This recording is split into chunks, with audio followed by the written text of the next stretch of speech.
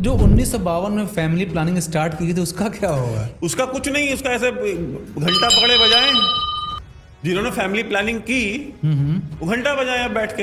अम्बेडकर की विचारधारा का जनाजा निकला है, जरा धूम से निकले तो सारे समाजवादी नाच रहे आगे पीछे। जिसकी आबादी 1% भी नहीं, वो बिहार में क्यों रहेगा? ये बेसिकली बिहार छोड़ो योजना है। ये मनोज झा जैसे लोग, इंटेलेक्चुअली डिसऑनेस्ट लोग, जो सिवाय इंटेलेक्चुअल डिसऑनेस्टी के कुछ नहीं करते हैं, समाज में भेदभाव पैदा करने के अलावा कुछ नहीं करते हैं, अपनी एक राज्यसभा 2% की राज्यसभा सीट के लिए इस देश में बंटवारा तक करने को तैयार हो जाते हैं जाति आधार पे। पिछड़े और दलित समाज से कब माफी मांगे कि हमसे गलती हो गई, मंडल कमीशन जो है वो फेल हो गया है? या तो मंडल कमीशन सफल है, अगर मंडल कमीशन सफल था तो इसकी आवश्यकता क्यों पड़ रही है? और अगर इसकी आवश्यकता पड़ रही है इसका मतलब है मंडल कमीशन फेल हो गया है, तो उसके लिए माफी कब मांगोगे? बहुत सारी जातियां हैं दलितों में जो 1% भी नहीं है, उनका क्या बनेगा? मुंह में दही जमा के क्यों बैठे हुए हैं? ऐसे तो बड़े फतवे इशू करने का इनको शौक होता है। इसके ऊपर फतवा दें मुझे कि क्या इस्लाम में जातियां हो सकती हैं या नहीं हो सकती। तो ये नया भारत छोड़ो आंदोलन शुरू हुआ है। जिस तरह से तमिलनाडु से लोग उठे और उठ करके विदेशों में जाके बस गए, क्योंकि तमिलनाडु में 70% से ज्यादा रिजर्वेशन हो गया, तो अब इन्होंने यही चीज बिहार में कर दी। ऐसे कर रहे देश के अलग अलग हिस्सों में ये वायरस फैलेगा और इस देश से एक बहुत बड़ा चंग जो है उठ करके, बिकॉज भारत में उसके लिए कुछ नहीं रह जाएगा, तो जाके विदेशों में बस जाएगा। जय हिंद दोस्तों, आप देख रहे हैं डीओ न्यूज। अगर वीडियो पसंद आए तो वीडियो को लाइक कीजिए, चैनल को सब्सक्राइब कीजिए और बेल आइकन दबाना बिल्कुल मत भूलिएगा। और अगर हमें सपोर्ट करना चाहते हैं तो details pin comment, description box और स्क्रीन पे भी फ्लैश करेंगे। धन्यवाद। नमस्कार, मैं संदीप कुमार और आप देख रहे हैं हमारा यूट्यूब चैनल डीओ न्यूज़। वैभव, बिहार में कास्ट सेंसस के डेटा रिलीज हो चुके हैं। ओबीसी प्लस ईबीसी मतलब other backward class plus extremely backward class मिला के 63% बनते हैं। जनरल कैटेगरी में जो राजपूत, ब्राह्मण, भूमिहार और कायस्थ मिला के 15.5 समथिंग बनते हैं। अब जो नेक्स्ट डिमांड हो रही है कि इसी हिसाब से रिजर्वेशन दिया जाएगा, जैसी जिसकी आबादी वैसी उसकी भागीदारी। क्या समाज में एक अलग तरीके का कन्फ्लिक्ट क्रिएट होने जा रहा है? सबसे पहले तो संदीप आप ये देखिए कि कितनी हिपोक्रिटिकल स्टेटमेंट है कि जितनी जिसकी आबादी उतनी उसकी भागीदारी। अगर ये बात है तो अगर यही बात अगर हम आज से 2 साल पहले ये खड़े होकर बोल देते या साल भर पहले हम ये खड़े होकर के बोल देते कि इस देश में हिंदुओं की आबादी 82% है, तो 82% जो रिसोर्सेज हैं और जो नौकरियां हैं और जो सारी चीज़ें हैं, इन पे 82% हिंदुओं का अधिकार होना चाहिए। तो ये सांप्रदायिक हो जाती है स्टेटमेंट, देश को बांटने वाली स्टेटमेंट हो जाती है, डिविसिव। हम वो कहते हैं कि भाई आप तो कम्युनल है, आप तो सांप्रदायिकता फैला रहे। अब आज ये बोल रहे हैं जातिगत आधार पे, क्योंकि जिस समाज की राजनीति ये करते हैं उसकी, क्योंकि उसका नंबर ज्यादा है, तो अपनी औकात पे आ गए हैं बिल्कुल, जो उनकी असलियत है। अभी तक इन्होंने सेक्युलरिज्म का और प्लूरलिज्म का और इन चीजों का लबादा ओढ़ रखा था, मुखौटा लगा रखा था। आज उन्होंने ये मुखौटा उतार करके फेंक दिया है। चलिए ठीक है, जिसकी जितनी आबादी उतनी उसकी भागीदारी। तो जो बिहार में जो कास्ट सेंसस हुआ है, उस कास्ट सेंसस के हिसाब से जो कायस्थ समाज है वो तो 1% भी नहीं, तो 0.6% है। ऐसे बहुत सारी जातियां हैं। मैं तो कायस्थ की बात कर रहा हूं। कायस्थ जो है वो सिर्फ 0.6% है। तो मान लीजिए कल को जेई की, जूनियर इंजीनियर की 100 पोस्ट निकलती हैं बिहार में, तो कायस्थ को तो एक भी नहीं मिलेंगी, वो तो 1% भी नहीं है आबादी का। वो तो फिर हट गया ना, वो तो हाशिए पे चला गया। तो अब जो कायस्थ समाज के लोग हैं वो बिहार छोड़ दें, क्या कर रहे हैं बिहार में बैठ के? वहां भाई साहब आपको नौकरी वोकरी कुछ नहीं मिल रही अब, क्योंकि वहां की सारी नौकरियां अब उनके लिए हैं जो 1% या उससे ज्यादा के हैं। अब आ जाते हैं दूसरे पे, 14% सिर्फ यादव है, 14% उनकी आबादी है। सबसे बड़ा कास्ट ग्रुप वही है, यादव, जिनकी राजनीति लालू यादव और ये मुलायम सिंह यादव, ये दोनों परिवार करते हैं। तो बिहार में अगर 14% अगर यादव हैं, तो मान लीजिए कल को अगर कोई विवाद होता है बिहार में, 2-4 यादव समुदाय के लोग उठते हैं, वो उठ करके जाते हैं और जाकर किसी कायस्थ की दुकान लूट लेते हैं या उसको मार देते हैं, या कोई झगड़ा हो जाता है, कोई भी विवाद हो जाता है, जमीन का विवाद हो जाए, और उसमें 4 यादव मिलकर के एक कायस्थ को मार देते हैं, तो पुलिस किसकी सुनेगी, सरकार किसके साथ खड़ी होगी? जो 1% भी वोटर नहीं है उसके साथ खड़ी होगी, या जो 14% उसके साथ खड़ी होगी? वो तो कहेंगे हम लॉ एंड ऑर्डर के साथ खड़े हैं। ये कहने की बात है। नेता जो है वो अपनी वोटर की सुनता है। नेता को दुनिया में सबसे ज्यादा प्यारी चीज संविधान नहीं होती है किसी भी नेता को इस देश में। किसी भी नेता के लिए सबसे प्यारी चीज जो है वो उसका वोटर है, उसकी सीट है, उसकी कुर्सी है। तो अगर मेरी कॉन्स्टिट्युएंसी में अगर 14% अगर यादव हैं और सिर्फ 1% कायस्थ है, तो वो यादव के साथ खड़ा होगा। गलती भले ही यादव की हो, एग्रेसर भले ही यादव हो। तो ये जो पेंडोरास बॉक्स खोल रहे हैं आप, ये पेंडोरास बॉक्स जब खुलेगा और इसके बाद जो हिंसाएं शुरू होंगी, उसकी जिम्मेदारी किसकी होगी? कायस्थ क्यों रहेगा भाई बिहार में? जिसकी आबादी 1% भी नहीं, वो बिहार में क्यों रहेगा? ये बेसिकली बिहार छोड़ो योजना है। ये योजना बिहार छोड़ो योजना है। अगर आपकी आबादी नहीं है ठीक ठाक, आप 8%, 10%, 15% नहीं है, तो क्या कर रहे हैं बिहार में? बिहार छोड़े जाइए। ये बाकी जातियों को इनडायरेक्टली कह रहे हैं कि तुम बिहार छोड़ो और भग जाओ यहां से। यहां तुम्हारा कुछ नहीं है। यहां पे तो जिसकी लाठी उसकी भैंस चलेगी। यहां कोई सोशल जस्टिस, कोई सामाजिक न्याय की बात नहीं है। आप अगर नंबर है आपके पास बल है, संख्या बल है, तो आप यहां रहिए। नहीं है तो राज दरवाजा और भग जाइए, चाहे यूपी जाना हो, चाहे महाराष्ट्र जाना हो, चाहे कहीं और जाके बसिए। ये है, ये इसकी हकीकत जो है, इस जातिगत जनगणना की ये हकीकत है। ऐसी जातियां जिनका 1% से कम रिप्रेजेंटेशन है इस समय, उनको करना क्या चाहिए? अब छोड़ दे बिहार छोड़े क्या करेंगे? हमारे कहने की आवश्यकता नहीं, वैसे ही छोड़ देंगे। वो क्या करेंगे वहां रह के? अगर एक मिडिल क्लास आदमी है जो कायस्थ परिवार से आता है, उसके पास कोई बहुत बड़ा बिजनेस नहीं है बिहार में, तो क्यों रहेगा वहां पे वो? क्योंकि नौकरी तो उसको नहीं मिलेगी अब। अगर ये जो इनका गेम प्लान है, और जिसको अब नेक्स्ट पहला स्टेज ये, अगर आपको याद होगा तो हमने 19 अगस्त को पहला वीडियो किया था इसके ऊपर, जातिगत जनगणना के ऊपर। उस समय हमने बताया था ये किस तरह से आग से खेल रहे हैं। नहीं माने, कराया इन्होंने। अब इन्होंने 2 अक्टूबर को डेटा रिलीज कर दिया कल।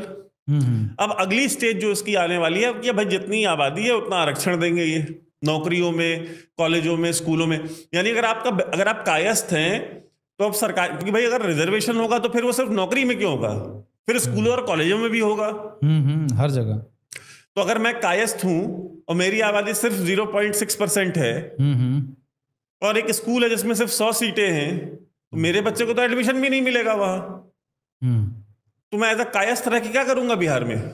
या अगर मैं उस जाति से हूं जिसकी 1%, चलिए मान लेता हूं कि मेरी 2% आबादी, जैसे राजपूत है 3% है, 3% के करीब उनकी आबादी है, कुर्मी 2%। अब मान लीजिए 10 राजपूत बच्चे हैं और क्लास में 100 सीटें हैं, तो 100 में से जो 10 बच्चे हैं उनमें से सिर्फ 3 को ही तो एडमिशन मिलेगा वहां पे। बाकी के 7 बच्चे तो बिहार में नहीं पढ़ सकते। अब कम से कम उस स्कूल में तो नहीं पढ़ सकते, वो जाए कहीं और पढ़े। लेकिन वैभव, बिहार को जातीय राजनीति की प्रयोगशाला कही जाती है। तभी तो आप देख लीजिए ना कि जीएसटी का जो रेवेन्यू कलेक्शन है उसमें बिहार का कंट्रीब्यूशन -5% है। अभी जो सितंबर का डेटा आया है, ये राष्ट्रीय स्तर पे बिहार सरकार का कंट्रीब्यूशन है इस देश के विकास में, -5%। ये देश की राजनीति भी यही चलाते हैं, इनके बिना राजनीति भी नहीं चलती, इनके बिना देश भी नहीं चलेगा, इनके बिना अर्थव्यवस्था भी नहीं चलेगी, इनके बिना तो कुछ भी नहीं चलता इस देश में। और कंट्रीब्यूशन क्या है? -5% जो है जीएसटी में कंट्रीब्यूशन है इनका। बातें तो ठीक है, बातें तो करते हैं, नीतीश कुमार को भी बड़ी बातें आती हैं, लालू को भी आती हैं, उनके जो 2 नालायक लड़के हैं, एक तेजस्वी एक तेज प्रताप, इन दोनों को भी आती हैं। एक को एक्टर बनना था, वो एक्टर नहीं बन पाया, एक को क्रिकेटर बनना था, वो क्रिकेटर नहीं बन पाए। जब दोनों जो करना चाहते थे वो नहीं कर पाए, तो बिहार की जनता के सर पे आगे बैठे हैं। अब बिहार का भविष्य तय करेंगे अब ये लोग।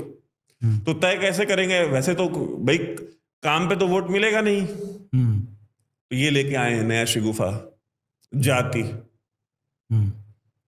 एनहाइलेशन ऑफ कास्ट का क्या हुआ? जो बी आर अम्बेडकर का नारा था, ये मनोज झा जैसे लोग, इंटेलेक्चुअली डिसऑनेस्ट लोग, जो सिवाय इंटेलेक्चुअल डिसऑनेस्टी के कुछ नहीं करते हैं, समाज में भेदभाव पैदा करने के अलावा कुछ नहीं करते हैं, अपनी एक राज्यसभा 2% की राज्यसभा सीट के लिए इस देश में बंटवारा तक करने को तैयार हो जाते हैं जाति आधार पे, वो जो है वो इसको जस्टिफाई करते हैं, वाटरशेड में मोमेंट बताते हैं इसको कि इस देश में जाति के आधार पे अब राजनीति होगी। तो वो अंबेडकर का जो एनाहिलेशन ऑफ कास्ट था उसका क्या बना? एनाहिलेशन ऑफ कास्ट से एनाहिलेशन ऑफ सनातन धर्म पे आ गई है।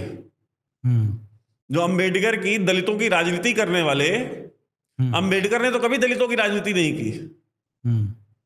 अंबेडकर ने कभी दलितों की राजनीति नहीं की। और ये जो है ये उनके नाम पे एनाहिलेशन ऑफ कास्ट करनी थी और एनाहिलेशन ऑफ सनातन धर्म पे आ गए हैं, उत्तर से लेकर दक्षिण तक सारे के सारे। नहीं, अंबेडकर जी ने तो दलित रिफॉर्म के लिए उनके, भाई रिफॉर्म का मतलब ये होता है कि जो बाकी कम्युनिटीज हैं आप उनको मार देंगे, उनका हक छीन लेंगे। अगर ये था तो पहली बात तो मुझे ये बताएं कि जो मंडल कमीशन था, इस मंडल कमीशन का मतलब फेल हो गया ना। मंडल कमीशन न्याय नहीं दे पाया, दलितों का उत्थान नहीं कर पाया, पिछड़ों का उत्थान मंडल कमीशन नहीं कर पाया, इसलिए आपको 30 साल के बाद आपको ये जरूरत पड़ गई ना। 30 साल भी तो नहीं हुए मंडल कमीशन को आए हुए, 30 साल में ही आपको ये समझ में आ गया कि मंडल कमीशन जो है वो न्याय नहीं दे पा रहा, तो अब हमको ये तरीका चाहिए। तो जो मंडल कमीशन के जो ध्वजवाहक थे ये सारे नीतीश और जितने समाजवादी हैं, लालू और ये सारे, ये आकर के ये जनता से माफी मांगेंगे कब? पिछड़े और दलित समाज से कब माफी मांगेंगे कि हमसे गलती हो गई, मंडल कमीशन जो है वो फेल हो गया है। इसमें एक रिपोर्ट भी आई है जस्टिस रोहिणी की, उसमें उन्होंने क्या कहा है? उन्होंने यही तो कहा ना कि भाई जो टोटल 6000 जातियां हैं पिछड़ी इस देश में, उनमें से सिर्फ 40 जातियों का उद्धार हुआ है इस मंडल कमीशन में। हेविली बायस्ड है ये मंडल कमीशन। सिर्फ 6000 पिछड़ी जातियों में से सिर्फ 40 जातियों का उद्धार हुआ है इस मंडल कमीशन से। तो जिन्होंने ये बताया था कि मंडल कमीशन इस देश के सारे पिछड़ों, दलितों, शोषितों का जो है उनके उद्धार का एक जरिया है, वो कब माफी मांगेंगे? हमसे ना मांगे, जाकर के उनसे माफी मांग ले जो जिन दलितों और पिछड़ों का झंडा उठा के घूम रहे थे।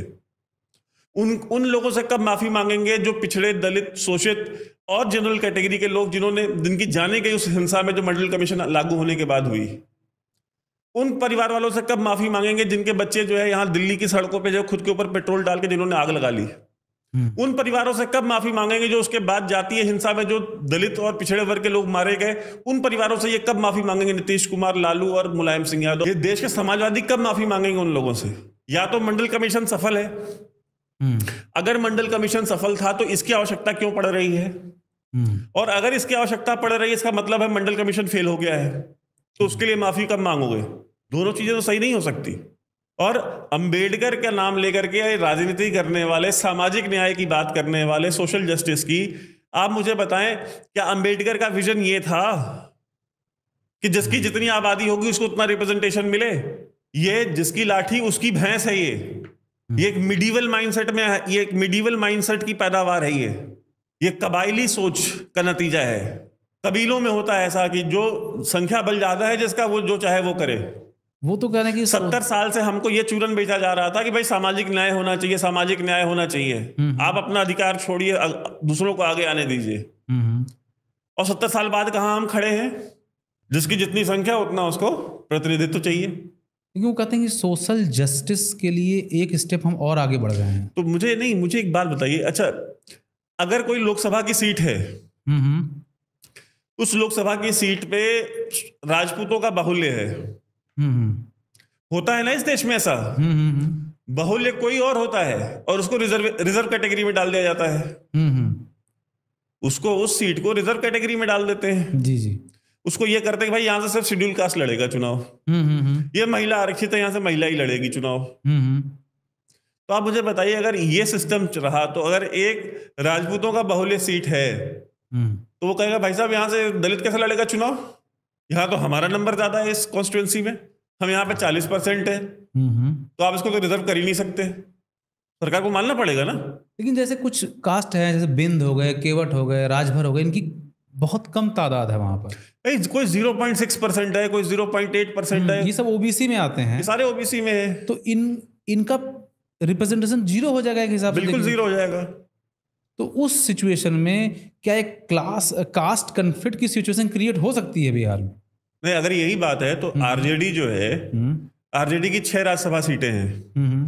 एक पे प्रेमचंद गुप्ता, एक बनिया, ठीक है।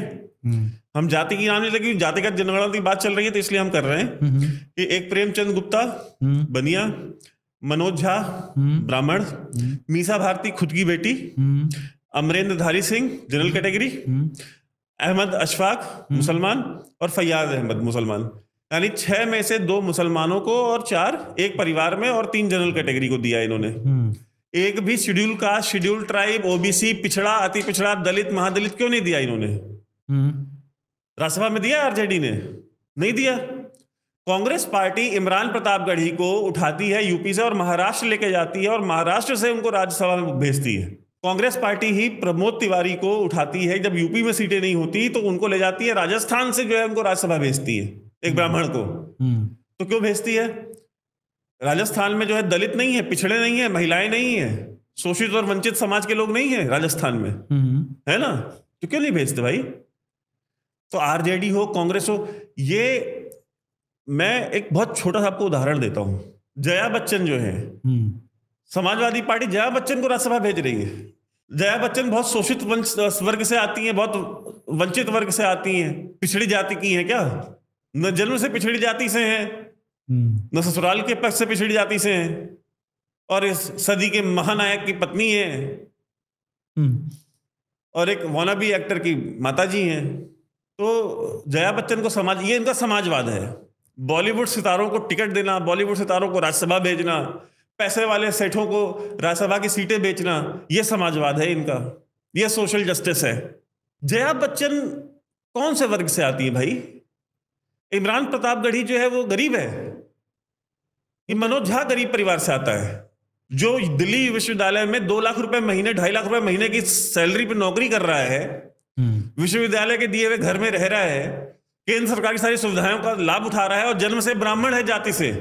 उसको राज्यसभा भेज करके सामाजिक न्याय की बात करते हैं और ये खड़ा होकर के वहां बातें करता है कि ये कुआं ठाकुर का, तालाब ठाकुर का। अरे तुम किसके हो? और संदीप आप ये देखिए कि आज की डेट में जो 22.5% रिजर्वेशन है, उस 22.5% 15% शेड्यूल कास्ट का है, 7.5% जो है शेड्यूल ट्राइब का है। अब जो सेंसस आया है इसके हिसाब से जो 7.5% शेड्यूल ट्राइब को मिलता था वो 1.5% मिलेगा। ये सामाजिक न्याय की ये देखिए हालत, क्योंकि शेड्यूल ट्राइब की आबादी तो 1.5% है, तो 7.5% रिजर्वेशन कैसे मिलेगा अब उसको, जो अभी मिल रहा था शेड्यूल ट्राइब को? तो ये जो शेड्यूल ट्राइब के जो लाभार्थी बैठे हैं, जो सबसे बड़ा शेड्यूल ट्राइब का लाभार्थी समाज है वो राजस्थान में है। तो जरा वो आंदोलन करे, इस पे भी आंदोलन करे कि बिहार में जो है शेड्यूल ट्राइब का हक मारा जा रहा है, 7.5% से 1.5% पे ले आ रहे हैं, 6% का हक मारा गया है। करेंगे आंदोलन? नहीं करेंगे। तो वैभव एक चीज बताइए, 19 आप एक सेकेंड संदीप, अब इसमें जब घुसी गए नंबर्स में थोड़ा और घुस जाते हैं। चमार, मोची और रविदास मिलाकर के 5.26% आबादी है, ठीक है? यानी कि चमार को, मोची को, रविदास को, इन तीनों को मिलाकर के 5.26% रिजर्वेशन मिलेगा। तो अब मुझे बताइए कि अभी तो 15% जो शेड्यूल कास्ट का रिजर्वेशन था, उसमें जो सबसे बड़ा चंक लेके जाते थे, सबसे बड़ा लाभ उठाते थे, वो चमार जाति से आते थे, ठीक है? तो अब जो चमार जाति से आते थे, अब उनका तो नंबर फिक्स हो जाएगा। अभी तो सकता है कि 15% में 12% भी वो अकेले ही लेते हो। सही, एग्जैक्टली, ठीक है? क्योंकि वो उनको मंडल कमीशन के बाद उनका अपलिफ्टमेंट बहुत हुआ है एक जाति के तौर पे। उनके बहुत सारे लोग पढ़े हैं, उनके बहुत सारे लोगों ने उसका लाभ उठाया है, उनके बहुत सारे लोगों ने नौकरियां ली हैं, उनकी जो बच्चे हैं वो भी शहरों में पढ़े लिखे हैं, तो उनको फिर लगातार वो एक साइकिल बन गई, उनको लाभ मिलता रहा उस रिजर्वेशन का। लेकिन अब तो फिक्स हो गया। अब तो इस 5.26% में जितना परसेंट बनेगा, 2% बने, 2.5% बने, 3% बने, जितना भी बने उस एक जाति का, चमार जाति का, अब तो उसको उतनी सीटें मिलेंगी। अब तो वो 12 सीटें या 14 सीटें, अब तक तो 15 सीटों पे क्लेम करता था ना, उस पे कम्पीट करता था। अब तो वो 3% वो उन 3 सीटों पे कम्पीट करेगा वो। तो जो खुश हो रहे हैं लोग, जिनको ये हो सकता है कि भाई ये सामाजिक न्याय, आप देखिए आपके साथ हो क्या रहा है यहाँ पे। और वो दलित जातियां जो 1% भी नहीं है, बहुत सारी जातियां हैं दलितों में जो 1% भी नहीं है, उनका क्या बनेगा? अब उनको ये कह दिया गया है कि अब तुम जितने पिछड़े थे अब तुम उतने ही पिछड़े अगले 100 साल भी रहोगे। अभी तक तो 15% में compete कर रहे थे शेड्यूल कास्ट में, तुम्हारे लिए कुछ भी नहीं है। अब तुम्हारे लिए कुछ नहीं है, अब भग जाओ यहां से। ये है कास्ट सेंसस। जो 1952 में फैमिली प्लानिंग स्टार्ट की थी उसका क्या होगा? उसका कुछ नहीं, उसका ऐसे घंटा पकड़े बजाएं। जिन्होंने फैमिली प्लानिंग की वो घंटा बजाएं अब बैठ के, क्योंकि भाई अब तो ये बच्चे पैदा करो। अगर आपके पास 8-10 बच्चे नहीं है तो फिर भाई साहब आपको यहां रहने का कोई अधिकार नहीं, कोई फायदा भी नहीं है। आज बिहार में हुआ है, कल को इलेक्शन जीतने के लिए कहीं और करेंगे। जो विपक्ष की पार्टियां ये जगह जगह करेंगे अलग अलग राज्यों में। राहुल गांधी फिर एक दिन मूवमेंट खड़ी होगी और वो मूवमेंट राष्ट्रीय स्तर पे इसकी मांग करेगी। राहुल गांधी तो कर ही रहे हैं कि हम कास्ट सेंसस कराएंगे। कास्ट सेंसस कराएंगे राहुल गांधी।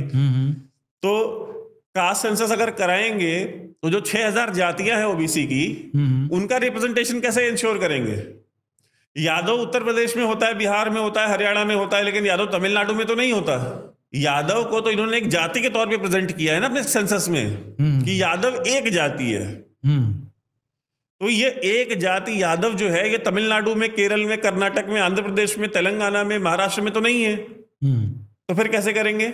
दक्षिण भारत का करीमोजी ने पार्लियामेंट में खड़े होकर बोला, लोकसभा में, कि भाई साहब आप जो ये नया परिसीमन कर रहे हैं इसके हिसाब से जो है, भाई हमने साउथ में तो फैमिली प्लानिंग की, हमने एजुकेशन पे फोकस किया, हमने अपनी पॉपुलेशन को कंट्रोल किया। तो क्या जो नया परिसीमन लोकसभा का हो रहा है इसके हिसाब से तो भाई यूपी और बिहार मिलाकर के ही 250-300 सीटें हो जाएंगी। और हमारा तो साउथ इंडिया के सारे स्टेट्स मिलाकर के भी 200 सीटें नहीं बनेंगी। कहती कि भाई तो इसका मतलब है हमको तो नुकसान हुआ है फैमिली प्लानिंग का, हमको तो नुकसान हुआ है एजुकेशन का। करीमोजी ने बोला ना खड़े होकर के पार्लियामेंट में। उसी इंडी अलायंस के उनके मेंबर है, वो कह रहे हैं जिसकी जितनी आबादी उतना उसको रिप्रेजेंटेशन दो, और राहुल गांधी कह रहे हैं कि नहीं होना चाहिए। तो करीमोजी पहले राहुल गांधी से बात करें, और राहुल गांधी पहले करीमोजी, वो स्टालिन के बेटे के ऊपर तो उन्होंने मुंह नहीं खोला ना, कम से कम इसी मुद्दे पे बात कर लें। क्योंकि वहां पे क्या है कि वहां पे म्यूचुअल हेट्रेड था हिंदुओं के लिए, तो नहीं बोले, कम से कम इसी पे बात कर ले, निपटा लें। भाई इस देश में कितनी जातियां जनरल में हैं, साउथ में कोई और है, साउथ में कुछ 10-15 जनरल की जातियां होंगी, ओबीसी की 2-4 हजार होंगी, दलितों की होंगी, पिछड़ों की होंगी, उत्तर की अलग होंगी, नॉर्थ ईस्ट की अलग होंगी, ईस्ट इंडिया की अलग होंगी। ये क्या करने जा रहे हैं आप? कहां पे रुकेगी ये गाड़ी जा करके? और आरक्षण से इस देश में कहते हैं कि आरक्षण बहुत जरूरी है प्रतिनिधित्व के लिए, देखिए इसका कितना बड़ा साइड इफेक्ट होता है। तमिलनाडु में 70% आरक्षण, साउथ के स्टेट्स में बहुत आरक्षण है, 70% आरक्षण है। उसका नतीजा क्या निकला? उसका नतीजा ये निकला कि भाई वहां से जो पढ़ा लिखा समुदाय था, जो जनरल कैटेगरी का जो लोग थे, वो सारे उठ के बाहर भाग गए। अमेरिका में आप आज जाइए, सिलिकॉन वैली में, या कनाडा में आप जाइए, यूरोप में जाइए, अगर आपको इतने ज़्यादा साउथ इंडियंस मिलते हैं तो सबका बहुत बड़ा कारण ये है कि वहां पे आरक्षण इतना ज्यादा है दक्षिण के राज्यों में, कि वहां पे जनरल कैटेगरी के लोग जो पढ़ने वाले हैं वो उनका कोई भविष्य ही नहीं है वहां पे। अगर 70% रिजर्वेशन है तो 30% में कितना कम्पीट करेंगे आप? आप जिस तरह की नौकरी चाहते हैं, आप जिस तरह की लाइफस्टाइल चाहते हैं, वो आपको मिल ही नहीं सकती वहां पे। तो तमिलनाडु से बेचारे जो उठ करके जाके अमेरिका में बैठे हैं। ये सोशल जस्टिस ने कितना बड़ा इनजस्टिस किया है इस देश के लोगों के साथ। अगर कभी इसके ऊपर कोई फिल्म बनी तो जनता इस देश की वो फिल्म देख के सिर्फ रोएगी। कोई किसी को शौक नहीं होता अपना घर छोड़ के जाने का, किसी को कोई शौक नहीं होता। पिछले 33 साल से यही लालू और नीतीश मिलकर ही राज कर रहे हैं ना बिहार के ऊपर। पिछले 33 साल में तो कोई दूसरी सरकार नहीं आई, तो क्या किया इन्होंने बिहार के लिए? अपने 30-35 साल के राज में क्या न्याय दे दिया है जो कि अब ये इसके बाद दे देंगे? सड़कें बनवा दी हैं, नौकरियां दे दी हैं, फैक्ट्रियां लगवा दी हैं, रोजगार दे दिया है। क्या दिया है आज तक? जब आज तक कुछ नहीं दे पाए तो ये एक सेंसस के ऊपर क्या दे दोगे? नौकरियां हैं देने के लिए तुम्हारे पास कि तुम आरक्षण दे रहे हो? नौकरियां नहीं है, आरक्षण दे रहे हो। -5% तुम्हारा जीएसटी का कंट्रीब्यूशन है इस देश की अर्थव्यवस्था में। पहले नौकरियां लेके आओ। कोई इन्वेस्टर क्यों नहीं जाता बिहार में इन्वेस्ट करने?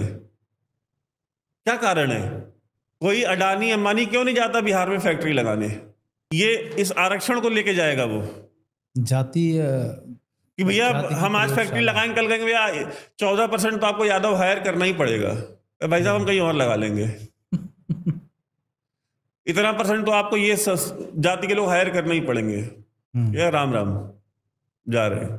और इसमें जो उन्होंने डेटा निकाला है, इसमें मुसलमानों को भी इंक्लूड किया है। वो तो पूरा क्लब करके दिया है इन्होंने। हाँ, जैसे इन्होंने कहा है कि भाट जो जाति के लोग हैं वो 0.6% मुसलमान हैं और 0.8% हिंदू हैं। और इसमें मेरा अगला सवाल है इस देश के उलेमा से, जो आलिम हैं, इस्लाम के बड़े बड़े जानकार, मौलवी हजरात, हजरात, जरा हमको ये बताएं कि अब इन्होंने जो कास्ट का जो सेंसस दिया है, इसमें इन्होंने कहा है कि 0.6% भाट जो है वो मुसलमान है और 0.8% हिंदू है। तो क्या इस्लाम इजाजत देता है जातियों की? क्या इस्लाम में जाति हो सकती है शरीयत के हिसाब से? क्या कोई मुसलमान ये कह सकता है कि मैं धोबी हूं, मैं कुम्हार हूं? इस्लाम में इसके ऊपर क्या ओपिनियन है? मुझे इसके ऊपर फतवा चाहिए। इस्लाम में जातियों का कंसेप्ट नहीं है। ये इसका जवाब ये दे ना, मेरे कहने से क्या होता है? मुंह में दही जमा के क्यों बैठे हुए हैं? ऐसे तो बड़े फतवे इशू करने का इनको शौक होता है। इसके ऊपर फतवा दें मुझे कि क्या इस्लाम में जातियां हो सकती हैं या नहीं हो सकती। कबीले हो सकते हैं, लेकिन क्या जातियां हो सकती हैं? इसका फतवा चाहिए मुझे। अगर नहीं हो सकती तो खड़े हो, प्रेस कॉन्फ्रेंस करें कि बिहार सरकार ने ये जो काम किया है ये गैर इस्लामिक है, ये इस्लाम के जो इथॉस है, जो एसेंस है इस्लाम का, उसके खिलाफ है। जो मुसलमान बन गया वो उसकी जाति नहीं हो सकती। कोई खड़े हो और करें प्रेस कॉन्फ्रेंस। नहीं करेंगे, मक्कार है, मक्कारी से बाज नहीं आएंगे। अपने राजनीतिक इस्तेमाल के लिए इन्होंने धर्म, जातियां सबको पाल रखा है।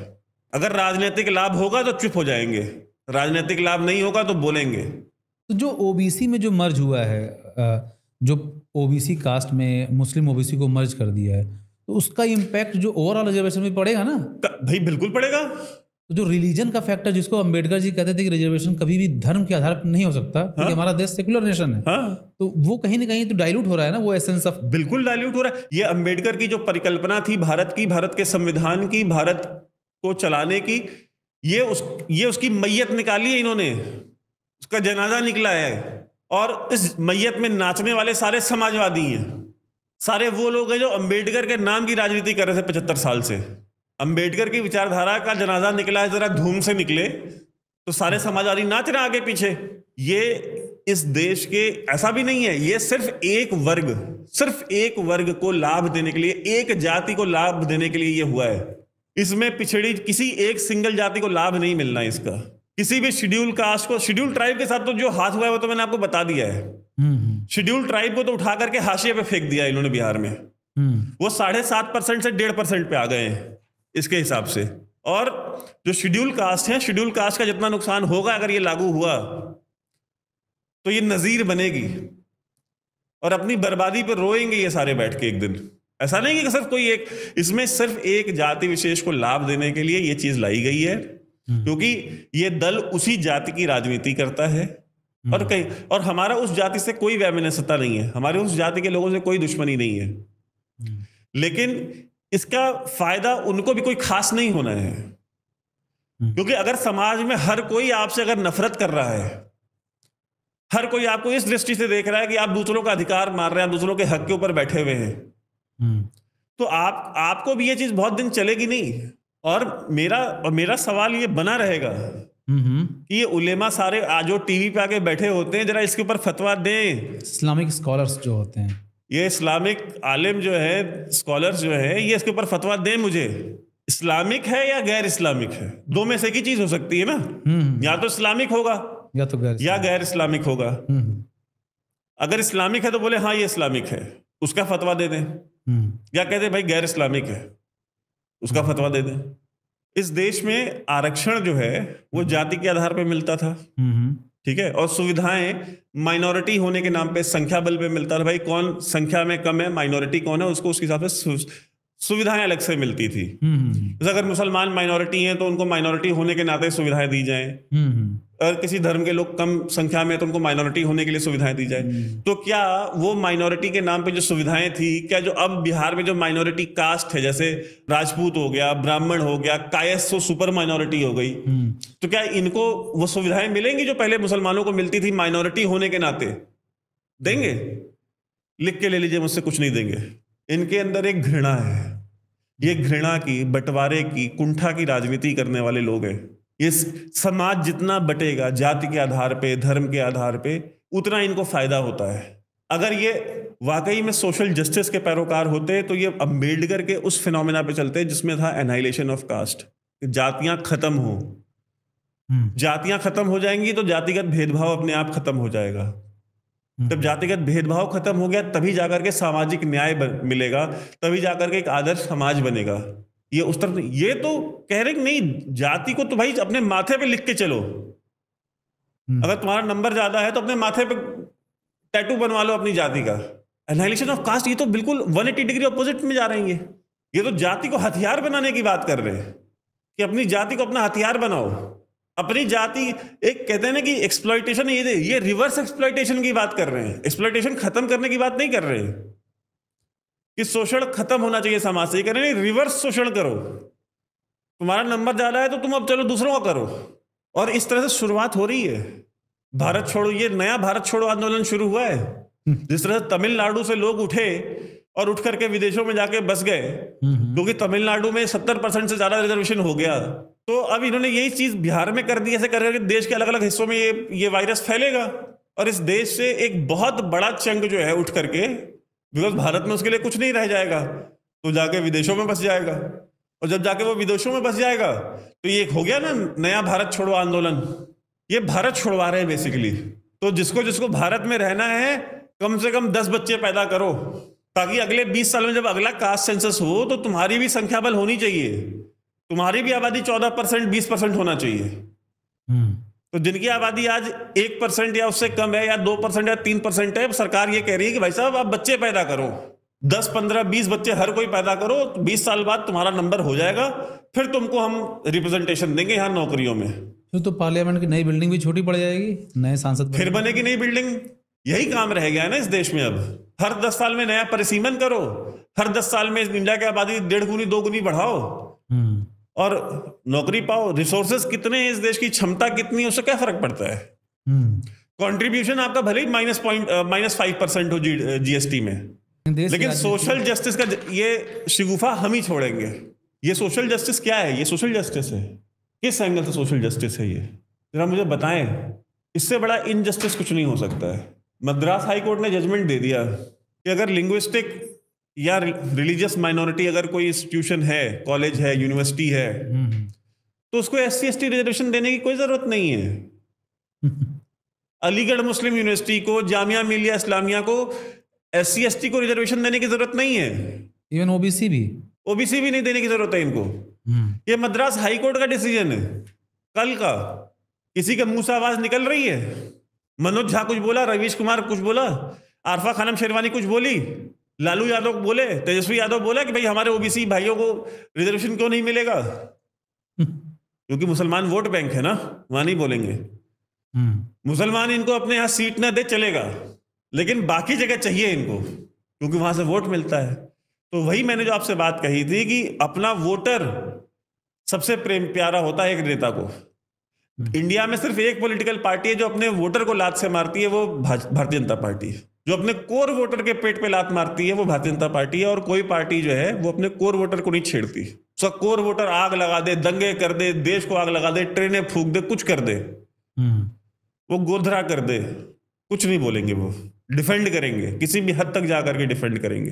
तो जो मैंने बात पूछी थी कि आप मुझे बताइए, जब आज मुंह नहीं खुल रहा इनमें से किसी का मद्रास हाई कोर्ट के डिसीजन पे, जहां पे एक्चुअली पे schedule caste, schedule tribe, OBC सबका हक मारा जा रहा है एक डिसीजन से, उनको शिक्षा से वंचित किया जा रहा है। तो जब कल को एक कायस्थ और एक यादव की लड़ाई होगी बिहार में, तो सरकार और ये तेजस्वी यादव और ये सारे किसी साथ खड़े होंगे। तो भारत छोड़ो आंदोलन की शुरुआत हो गई है। हमारे देखने वालों को बहुत बहुत शुभकामनाएं। और इस देश में जो आग लगने वाली है, हमने जो 19 अगस्त के अपने प्रोग्राम में कहा था कि इस देश में वो आग लगेगी जो बुझाई नहीं बुझेगी। मंडल कमीशन में तो कुछ देखा ही नहीं लोगों ने अभी। मंडल कमीशन तो कुछ नहीं था। अब जो जातिगत हिंसा इस देश में शुरू होगी वो पानी से नहीं बुझेगी, वो किस चीज से बुझेगी ये समय बताएगा। ये आग से खेला जा रहा है और आग से खेलने का नतीजा क्या होता है इतिहास उठा के पढ़ लीजिए। और भारत तोड़ो यात्रा का प्रारंभ हो गया है। और हमारे देखने वालों को बहुत बहुत शुभकामनाएं। ईश्वर आपको शक्ति दे। अब इस देश का